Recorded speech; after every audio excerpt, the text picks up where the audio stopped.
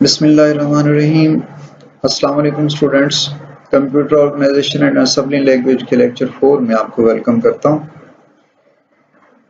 Last lectures में हमने ये देखा कि रजिस्टर्स जो हैं inside CPU fastest memory cells हैं और इंसान की बनाई हुई जितनी भी मेमोरीज हैं, हार्ड डिस्क है, मेमोरी रैम है, कैश है, उन सब में ये तेज तरीन मेमोरी है। किस काम आती है? ड्यूरिंग एग्जीक्यूशन इंस्ट्रक्शन को जो फेच होती है इंस्ट्रक्शन उसको होल्ड करने के लिए इस्तेमाल होती है, और अगर उसे डेटा चाहिए तो मेमोरी से वो डेटा ऑपरेंड्स जो हैं वो फेच करके भी रजिस्टर्स में स्टोर होते हैं, और ड्यूरिंग एग्जीक्यूशन जो रिजल्ट्स जनरेट होंगे उन रिजल्ट्स को भी अपनी मंजिल मकसूद तक पहुंचाने से पहले अगर ज़रूरत पड़े तो सीपीयू के अंदर उनके लिए स्टोरेज लोकेशन के तौर पे काम आती है। ड्यूरिंग एग्जीक्यूशन या ड्यूरिंग कैलकुलेशन अगर ज़ीरो मैसेज आता है या ज़ीरो आउटपुट आती है या कैरी जनरेट होता है, इस तरह की स्पेशल कंडीशंस को, स्पेशल स्टेट्स को हैंडल करने के लिए या उनको रिकॉर्ड में रखने के लिए भी रजिस्टर्स का इस्तेमाल किया जाता है, जो आज हम डिटेल से देखेंगे। उसके बाद जो मेमोरी सेगमेंट्स हैं जैसे स्टैक सेगमेंट, डेटा सेगमेंट्स, उनके अंदर कहाँ से इंस्ट्रक्शन उठाई जा रही है, कहाँ से डेटा फेच करना है, इस सारी चीज़ का रिकॉर्ड जो है वो भी थ्रू रजिस्टर्स मेंटेन किया जाता है। अब अगर 16 बिट रजिस्टर की स्ट्रक्चर देखें तो 16 सेल्स पे मुश्तमिल होगा, जिसका इंडेक्स जो है 0 से लेकर 15 तक होगा, और इसके अंदर जो बिट स्टोर होंगे वो 0 इंडेक्स पे पहला बिट, फिर 1 पे, 2 पे, इस तरह से चलते चलते 15 तक फिल होंगे। अब चूंकि हम अपनी मैथ की सिंपल सी एग्जांपल से देखें 1 2 3 यानी 123, तो राइट साइड पे जो डिजिट है उसका वेट लो है, जबकि लेफ्ट साइड पे जो डिजिट है उसका वेट हाई है। लेफ्ट साइड पे 1 है जिसका वेट 100 है, और राइट साइड पे राइट मोस्ट जो बिट है उसका यूनिट है वेट। इस हिसाब से जो इस रजिस्टर में फिल होंगे बिट्स, उनमें राइट साइड पे जो 0 से 7 तक जो बिट्स होंगे, एक बाइट बनाएंगे, उस बाइट का वेट लो होगा, और लेफ्ट साइड पे जो बाइट होगी वो हैवियर होगी, उसका वेट जो है हैवी होगा, मतलब कि वो बड़ी वैल्यू वाले बिट्स होंगे। सो इस तरह से किसी भी रजिस्टर की एक डिवीजन बन जाएगी। जो राइट मोस्ट बिट्स हैं they will make lower byte, और जो लेफ्ट मोस्ट हैं वो बनाएंगे हायर बाइट। इस तरह से वेटेज जो है वो राइट टू लेफ्ट जो है यानी 0 इंडेक्स से 15 तक बढ़ती है। अब अगर आप रजिस्टर्स की डिटेल देखें तो कल हमने लिस्ट देखी, उसमें एक्यूमुलेटर रजिस्टर था, बेस रजिस्टर था, काउंटर रजिस्टर था, डेटा रजिस्टर था। 32 बिट आर्किटेक्चर में इसका साइज जो है हर एक का 32 बिट होगा, और अगर 16 बिट आर्किटेक्चर में देखेंगे तो हर एक का साइज जो है वो 16 बिट होगा, 0 से लेके 15 इंडेक्स तक। अब इस तरह से जो एक्यूमुलेटर रजिस्टर होगा उसके अगेन 16 बिट्स के दो हिस्से बनेंगे। पहली बाइट जो है वो लोअर बाइट कहलाएगी और नेक्स्ट बाइट जो है वो हायर बाइट कहलाएगी। तो एक्यूमुलेटर रजिस्टर के साथ जो एक्स आ रहा है ये शो कर रहा है कि दिस इज 16 बिट रजिस्टर। अब इसके दो पार्ट्स होंगे, तो फर्स्ट बाइट जो है वो लोअर एक्यूमुलेटर रजिस्टर कहलाएगी, यानी उसका वेट जो है वो कम है, और जो नेक्स्ट 8 बिट्स होंगे 8 to 15 वो higher part of accumulator register कहलाएंगे। इसी तरह से आप बेस रजिस्टर, काउंटर रजिस्टर और डेटा रजिस्टर्स को देख सकते हैं, उनकी भी कोरेस्पॉन्डिंग लोअर बाइट्स और हायर बाइट्स होंगी। नाउ हम जरा डिटेल देखते हैं रजिस्टर्स की कि इन रजिस्टर का पर्पस क्या है। एक्यूमुलेटर जो है ये एक जनरल पर्पस रजिस्टर है जो बहुत सारे मकासद के लिए इस्तेमाल होता है। इनपुट आउटपुट के लिए, अरिथमेटिक ऑपरेशंस के दौरान जो ऑपरेंड्स हैं उनको होल्ड करने के लिए भी सम टाइम यूज होता है। उसके बाद बेस रजिस्टर ये इंडेक्सिंग के दौरान यूज होता है, एड्रेसिंग ये आगे चल के हम डिटेल पढ़ने वाले हैं। काउंटर रजिस्टर जो है ये काउंटिंग का काम करता है ड्यूरिंग लूप्स, जिस तरह हम हायर लेवल लैंग्वेजेस जो हैं उनमें for loop, while loop, do while loop use करते हैं जिनमें रेपिटेशन आ रही होती है, इटरेटिव ऑपरेशन होते हैं। तो ऐसी सिचुएशन में काउंटर रजिस्टर जो है वो लूप काउंटर के तौर पे इस्तेमाल होता है। वो काउंटिंग करता है, अब 0 पे है, फिर नेक्स्ट इंक्रीमेंट हुआ 1 2 3 4, जितनी बार हमने लूप एग्जीक्यूट करनी है उस हिसाब से इसकी वैल्यू जो है वो इंक्रीमेंट होती रहेगी और हम एक खास कंडीशन पे जाके अपनी उस रेपिटेशन को जो है वो टर्मिनेट कर देंगे। डेटा रजिस्टर नाम से जाहिर है जो अमूमन जो ऑपरेंड फेच किया जाता है उसको होल्ड करने के लिए डेटा रजिस्टर यूज होता है। जो 16 बिट आर्किटेक्चर है उसमें नॉर्मली एक जो ऑपरेंड है वो एक्यूमुलेटर रजिस्टर के अंदर होगा और सेकंड ऑपरेंड जो है वो डेटा रजिस्टर में होगा। तो इस तरह से दोनों ऑपरेंड्स जो हैं वो ALU को बतौर इनपुट अपनी वैल्यूज देते हैं और फिर आउटपुट जनरेट होती है। Next comes pointer registers. नाम से ही जाहिर हो रहा है कि पॉइंट करते हैं, किसी चीज की तरफ इशारा करते हैं। 3 किस्म के इंस्ट्रक्शन पॉइंटर, स्टैक पॉइंटर और बेस पॉइंटर जो हैं ये यूज होने वाले पॉइंटर रजिस्टर्स हैं।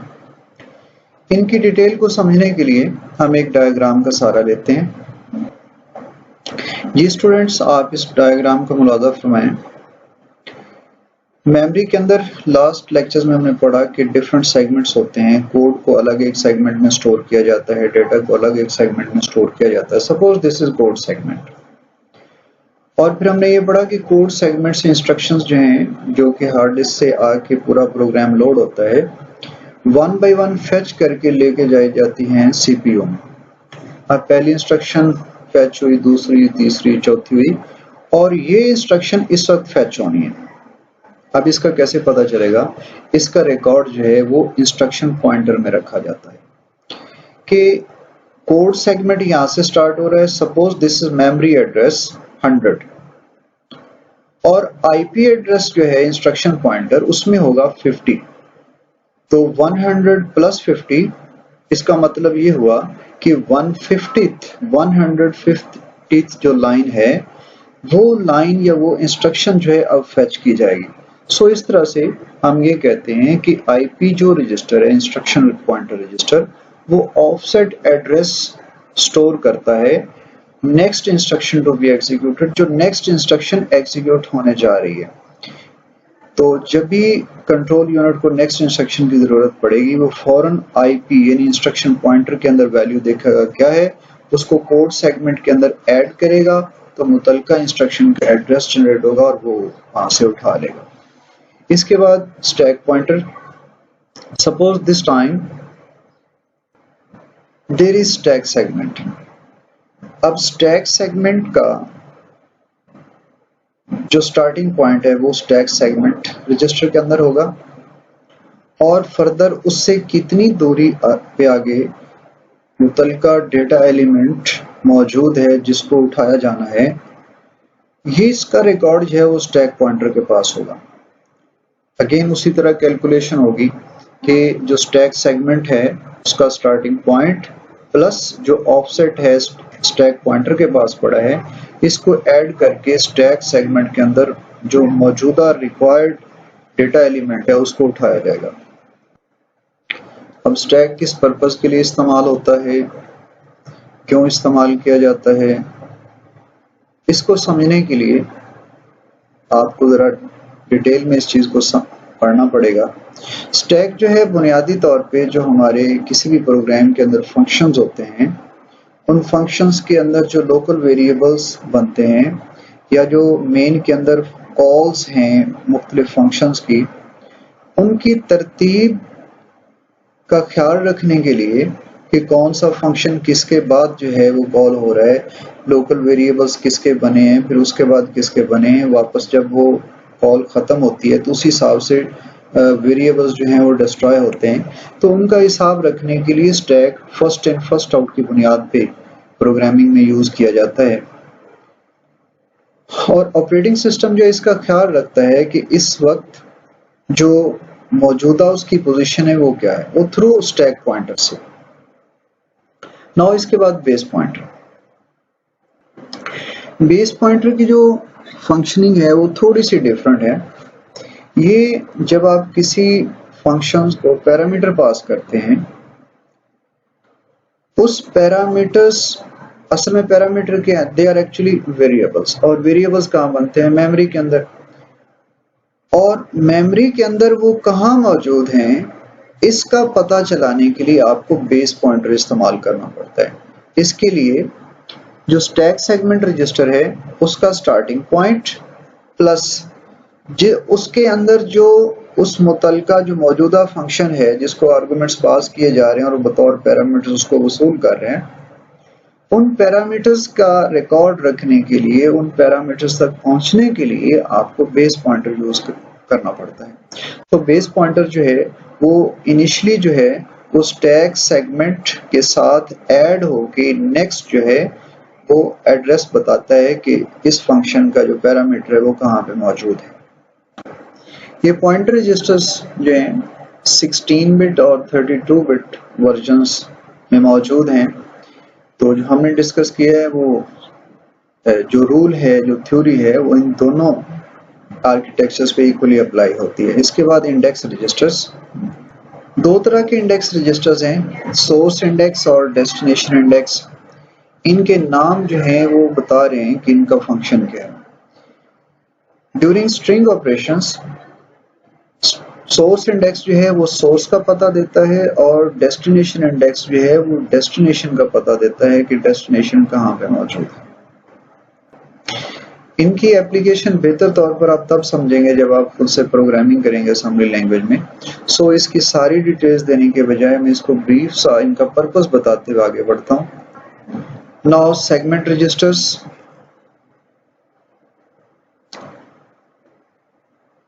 तीन तरह के, कोड सेगमेंट, डेटा सेगमेंट और स्टैक सेगमेंट, जिनको हमने अभी अभी डिटेल से देखा। कोड सेगमेंट में कोड मौजूद होता है और इसका कोड सेगमेंट रजिस्टर के अंदर उसका स्टार्टिंग पॉइंट, यानी जो जहां से वो कोड सेगमेंट मेमोरी के अंदर स्टार्ट हो रहा है उसका जो है एड्रेस वो उसके अंदर मौजूद होता है। और जहां से डेटा सेगमेंट स्टार्ट हो रहा है उसका स्टार्टिंग एड्रेस जो है, स्टार्टिंग पॉइंट, वो डेटा सेगमेंट रजिस्टर के अंदर होगा। और जहां से स्टैक पोर्शन यूज हो रहा है, स्टार्ट हो रहा है स्टैक सेगमेंट, उसका स्टार्टिंग पॉइंट जो है वो स्टैक सेगमेंट रजिस्टर के अंदर होगा। इस तरह से ये तीनों रजिस्टर्स जो है अपने मुतलका सेगमेंट्स का इनिशियल एड्रेस जो है, स्टार्टिंग पॉइंट जो है वो अपने अंदर स्टोर रखते हैं और ड्यूरिंग एग्जीक्यूशन जब भी जरूरत पड़े सीपीयू यहाँ से इनको रीड करके एड्रेस जनरेशन के लिए इस्तेमाल करता है।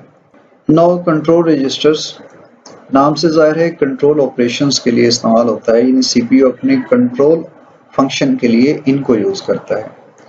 इनमें carry flag, parity flag, auxiliary flag, zero flag, sign flag, trap flag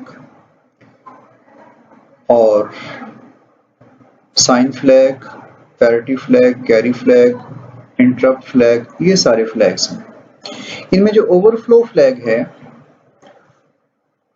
नाम से पता चल रहा है कि ड्यूरिंग कैलकुलेशन अगर ओवरफ्लो होगा देन उसको रिप्रेजेंट करने के लिए ये एक बिट जो है सिंगल ओवरफ्लो जो है ये 1 हो जाएगा, अदरवाइज ये 0 रहेगा। अगर ओवरफ्लो नहीं होता कैलकुलेशन के दौरान तो ये 0 रहेगा और अगर होता है तो फिर ये 1 हो जाएगा। ये 1 इंडिकेट करेगा कि ड्यूरिंग कैलकुलेशन ओवरफ्लो हुआ है।